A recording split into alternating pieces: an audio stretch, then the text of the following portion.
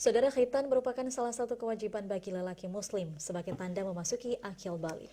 Khitan bagi seorang muslim juga sering diadakan sebagai sebuah syukuran dengan sentuhan tradisi, tanda sang anak sudah beranjak dewasa.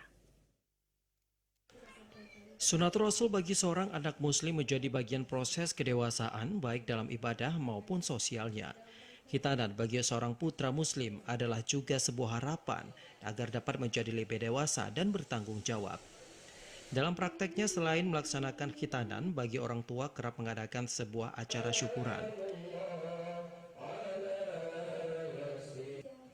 Dalam acara ini sering pula diiringi dengan beberapa tradisi seperti pesijuk dan doa-doa bagi keselamatan dan masa depan yang baik bagi anak yang dikhitan. Menurut salah seorang tokoh adat Kota Sabang, Muhammad Yus, kegiatan syukuran penuh makna pada tradisi yang dijalankan. Diawali dengan kita tadi saya sebutkan bahwa cukup berpadi. Ini kan maknanya berarti untuk kemakmuran. Masa depan dia, makmur dia, mudah rezeki dia. Ya, dari itu ada istilah petunjuk ini berarti demikian pula dapat perlindungan, hidupnya ini sejahtera.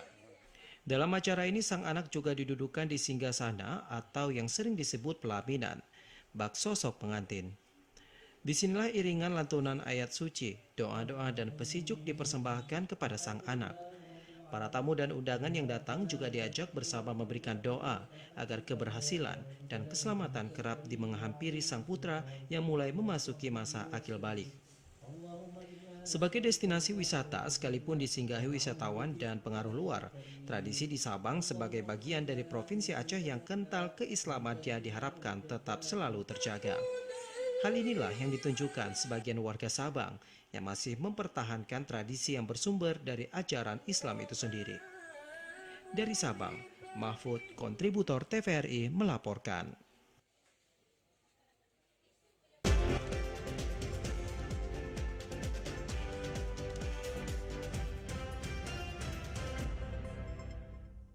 Saudara, informasi tersebut sekaligus menutup perjumpaan kita dalam Aceh hari ini.